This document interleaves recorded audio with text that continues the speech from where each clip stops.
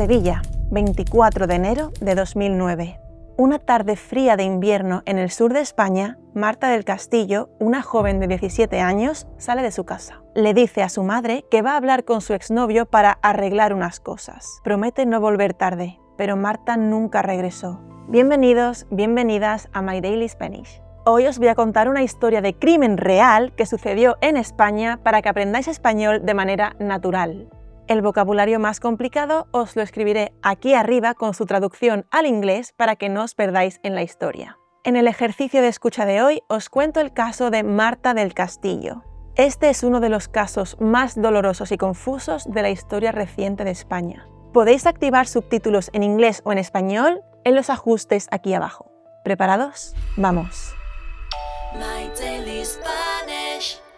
Marta del Castillo tenía 17 años. Era la mayor de 3 hermanas. Su familia la describía como una chica muy familiar, muy unida a sus padres, a sus abuelos. Era muy responsable y con una vida de adolescente normal, con sus amigos, sus planes de fin de semana, etc. Era sábado 24 de enero de 2009. Marta se estaba arreglando para salir. Su madre ve por la ventana a Miguel Carcaño, el exnovio de Marta, de 19 años, que habían salido muy brevemente el año anterior, pero se llevaban medio bien. La madre, extrañada, le pregunta a su hija que qué va a hacer con Miguel, y Marta le responde que tienen que hablar unas cosas y que luego le cuenta. En ese momento Miguel tenía otra novia. Bueno, Marta le da un beso a su madre y baja a la calle. Saliendo del portal se encuentra con su padre, que venía de hacer la compra. El padre ve a Miguel y a la moto de Miguel y le dice a su hija que no quiere verla montada en esa moto. Ella le dice que no se preocupe, y entonces se marchan. Marta tenía como límite volver a casa a las 11 de la noche, y era muy puntual, nunca llegaba más tarde de esa hora. Además, tenía un sistema para que sus padres estuvieran tranquilos, que era que les hacía una llamada perdida, para que supiesen que estaba bien. Pero esa tarde no recibieron ninguna llamada de Marta. Los padres, extrañados, llamaron al móvil de Marta varias veces, pero no contestó. Y a las 9:30 el teléfono estaba apagado. Entonces empezaron a preocuparse. Los padres llaman a amigos cercanos de Marta. La última vez que la habían visto ese día estaba con Miguel, pero los amigos no tenían el teléfono de Miguel, así que les pasan el número de Samuel, el mejor amigo de Miguel, a ver si sabía algo. Samuel les coge el teléfono. Parece que está en una discoteca porque se escucha música fuerte y les dice que Miguel le había dicho que había dejado a Marta al lado de su casa a las 12 de la noche. Pero eran las 11:30 de la noche, o sea, aún no había pasado esa hora. Estaba mintiendo. Los padres ven esto muy raro y están muy preocupados porque son más de las 11 y Marta no ha llegado a casa. Consiguen por fin el número de teléfono de Miguel y hablan con él. Y Miguel les dice que él dejó a Marta en la esquina de su casa a las 9:30. Nada cuadra. El padre de Marta, Antonio, se acerca al piso de Miguel y mira por la ventana, pero están las persianas bajadas, las luces apagadas y parece que no hay nadie. Da porrazos en las ventanas, pero nadie abre. Los padres de Marta, ya muy nerviosos, deciden ir a la policía a poner una denuncia a las 2 de la madrugada. Los policías toman nota, pero no cogen la denuncia porque opinan que no ha pasado el tiempo suficiente y que al ser un adolescente que podría haberse ido de fiesta y que ya aparecerá. Entonces, los padres y los amigos de Marta se organizan para buscar a Marta esa madrugada y van con varios coches por Sevilla. A las 5 de la mañana, una amiga y su madre ven la moto de Miguel aparcada delante del piso de Miguel y deciden llamar a la puerta. Les abre Francisco Javier, el hermano de Miguel. Se sorprenden de que el piso huele muchísimo a lejía. A las 5 de la mañana. Muy raro, ¿no?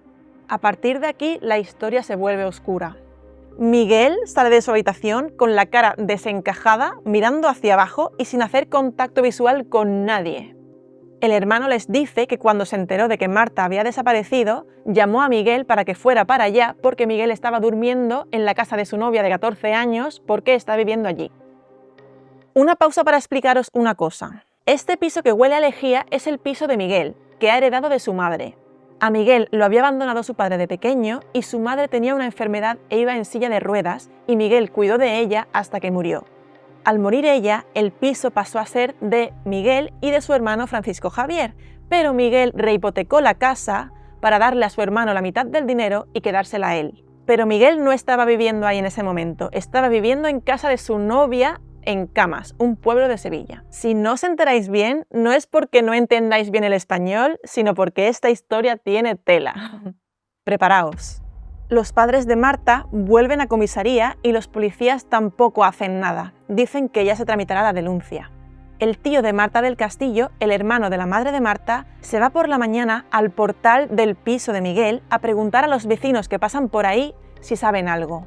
Y un vecino le cuenta que él salió a sacar la basura a la 1 de la madrugada y que vio a Miguel y a alguien más salir con una silla de ruedas y con un bulto que parecía una alfombra. Supuestamente Miguel estaba con su novia en casa de su novia. Todo muy fuerte, ¿no? Ya ahí entonces los padres de Marta llaman a la policía y piden hablar con el inspector encargado de homicidios de Sevilla y le dicen que creen que su hija está sin vida en el piso de Miguel. La policía entonces va a este piso y les abre la puerta María, la novia del hermano de Miguel. Ella les dice que ella ha estado allí estudiando toda la noche y que no ha escuchado nada. La policía revisa el piso y observa que sí que huele mucho a lejía y poco más. Los amigos y familiares de Marta siguieron organizando búsquedas por toda la ciudad. Una vecina del bloque de Miguel aseguró que la vio entrar en el portal con Miguel. Otro vecino dijo que también había visto a Miguel con la silla de ruedas. 5 días después, Marta sigue sin aparecer y es entonces cuando por fin entra la policía científica en escena y va al piso a hacer una inspección, a buscar y analizar pruebas. También van a por la ropa de Miguel y certifican que había efectivamente mucha lejía en el piso y encuentran sangre de Marta que había salpicado por varios sitios, en la silla, en la mesa, en la cama. Y también encuentran una mancha de sangre de Marta en la chaqueta de Miguel, la que llevaba puesta ese día. También encontraron ADN de Marta mezclado con ADN del hermano de Miguel y del Cuco, que era otro amigo de Miguel y de Marta. Estuvieron interrogando a Miguel, a su hermano, al Cuco, a Samuel, que era otro amigo, les pincharon los teléfonos móviles, mientras Sevilla entera estaba buscando a Marta y haciendo manifestaciones por Marta. Y atención, el 13 de febrero Miguel Carcaño confesó que él le había quitado la vida a Marta del Castillo, que él la había matado, que ella y él estuvieron discutiendo en el piso y que él le dio a ella con un cenicero grande de cristal macizo en la cabeza y que entonces ella se desplomó. Fue a comprobar si tenía pulso y vio que no tenía latido y no sabía qué hacer. Y justo su mejor amigo Samuel llamó a la puerta. Entonces Samuel vio el cuerpo de Marta en el suelo y ayudó a Miguel a deshacerse del cuerpo de Marta.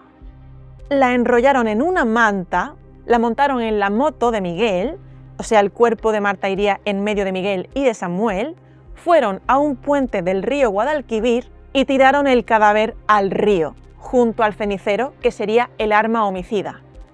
Esta es la primera declaración, porque luego hizo muchas más, todas distintas y cambiando la versión de los hechos. Seguid escuchando porque todo es muy fuerte. La policía obviamente tuvo que contarle esto a los padres de Marta y se quedaron destrozados. Pero la madre al menos se quedó tranquila de que había sido un golpe, de que Marta no había sufrido, porque podría haber sido peor dentro de lo malo. Por cierto, una cosa rápida, si estás estudiando español, te puede venir genial nuestra guía gratuita que te enseña los pasos a seguir para estudiar y seguir mejorando tu español. La puedes descargar gratis escaneando este código QR en la pantalla o haciendo clic en el enlace de la descripción del vídeo. Seguimos con la historia. Entonces comenzó la búsqueda del cuerpo en el río Guadalquivir. Un despliegue enorme de la policía y los militares por distintas partes del río. Pero los buzos lo tenían muy difícil porque había muy poca visibilidad y además el río tiene mucho caudal y hay mucha corriente. No encontraron nada. A la vez, por otro lado, seguían investigando el caso. Como había ADN del Cuco, lo llamaron para declarar y él dio su versión de los hechos. Él dice que a él lo llama Samuel desde una cabina de teléfono y le dice que vaya al piso de Miguel lo antes posible. Entonces él va con el coche de su madre, que él tenía 15 años, o sea, es súper ilegal, y que cuando llega al piso se encuentra con Miguel, Samuel y el hermano de Miguel, y este último le dice que ayuda a limpiar el piso y que si dice algo les va a hacer daño a él y a su madre. Entonces detienen también al hermano de Miguel y lo retienen en la cárcel 2 meses, pero lo dejan en libertad porque no tienen suficientes pruebas contra él. Y en ese momento, Miguel Carcaño dice que quiere dar una nueva versión de los hechos, que había mentido en la anterior declaración. En la nueva versión dice que cuando Marta y él fueron a su casa ese día, también estaba el Cuco con ellos, y que éste sacó una navaja y les amenazó a los dos y que tuvo sexo sin consentimiento con Marta, lo que se llama una violación, mientras tenía la navaja en la mano y en el cuello de Marta.